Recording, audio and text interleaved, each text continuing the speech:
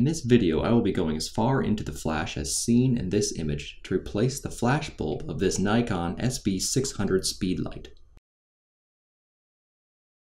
Before we begin, change the zoom setting to 50 mm for ease of access to the internal screws later. First, carefully peel off both rubber ends on the bounce adjuster. They are both adhered with a removable adhesive.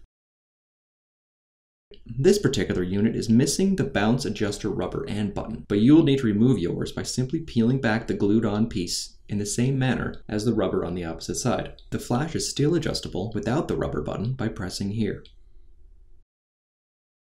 Set the flash bounce to 90 degrees and lay it on its side with the bounce adjust button facing up. You must discharge the capacitor. Get your resistor and hold it with a tool like this. Insert each leg of the resistor into the provided holes to discharge the capacitor. This will prevent shocking and arcing during disassembly. Now with a small Phillips head screwdriver, remove the two screws on each side of the inner half of the flash bounce, on the same side as the big red infrared window. You can leave the other two on each side in place. Now remove these two Phillips head screws holding the two halves of the bounce case together. Lift off the inner half of the case and slide out this Fresnel lens. Next, you will remove only these 4 Phillips head screws from the lighting unit.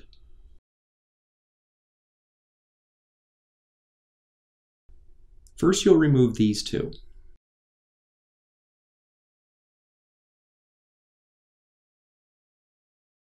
Notice that they are the same as each other, but different than these two, which I will now remove.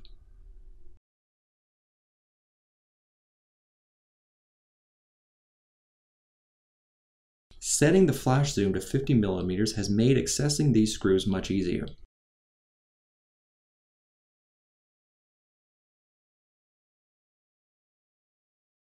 Lift out the lighting unit carefully.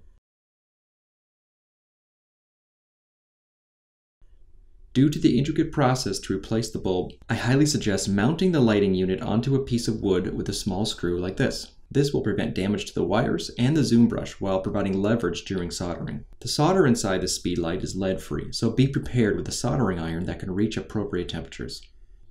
With your soldering iron, remove the small PCB on this end of the bulb, which I'll refer to as the non-trigger end.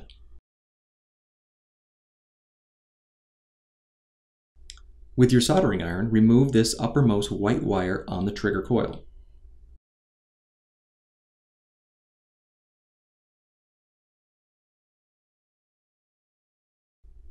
This wire will be removed with the bulb and replaced, so trim the wire short to help during removal.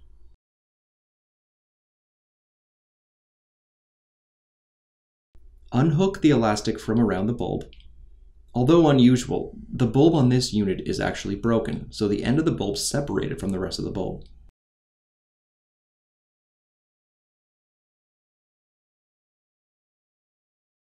With your soldering iron, heat the trigger end of the bulb while gripping and gently pulling the opposite end with needlenose pliers.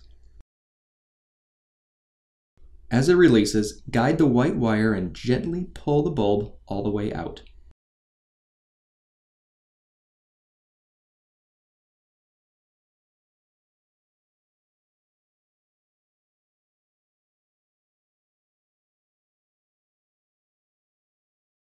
To aid in reassembly, carefully remove the flash glass retainer with needlenose pliers. With a small flathead screwdriver, gently pry out the flash glass. Now it's time to insert the new bulb. Do not touch the new xenon bulb with your fingers. If needed, use a high-quality cleaning solution and a new microfiber cloth to gently clean the bulb.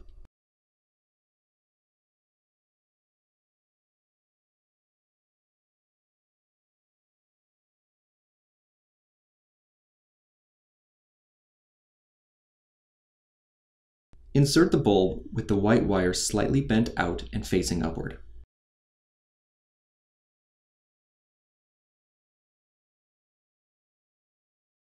Route the wire through the opening and toward the trigger coil.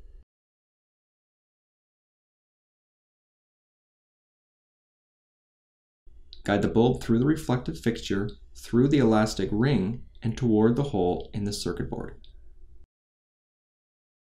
With your soldering iron, heat the trigger end while gripping the opposite end with needlenose pliers, and push the bulb through the melted solder.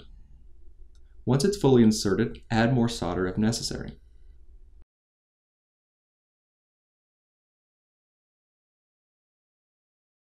Replace the end of the elastic onto the non-trigger end of the bulb.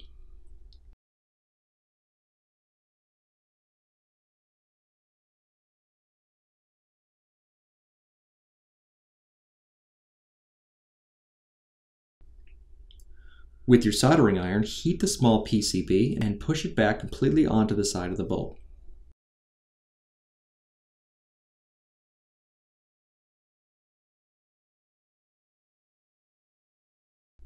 Trim and strip the white wire.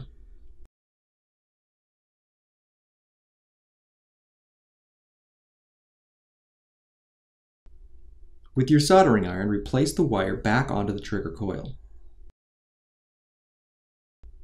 Now replace the flash glass by setting this end on first and gently pressing the other end.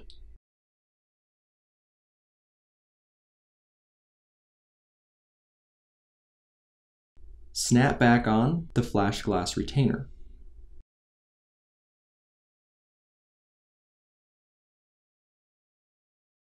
Now you can release the lighting unit and set it gently back into the case.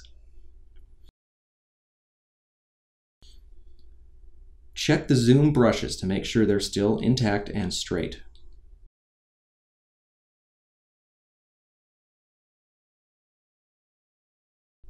Replace the 4 Phillips head screws into the proper locations.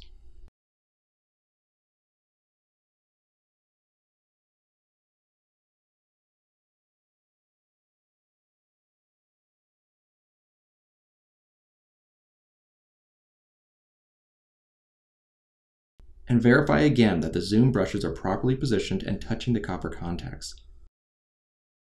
Set the Fresnel lens back onto the case, noting the orientation of the notch. Replace the inner half of the case. Replace the 2 Phillips head screws holding the 2 halves of the bounce case together.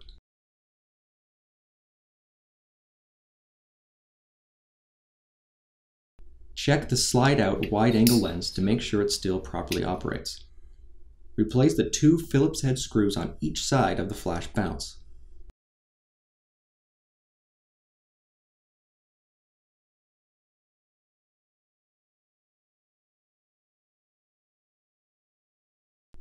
Re-adhere the rubber sides, noting this side has a notch that must match with the hole.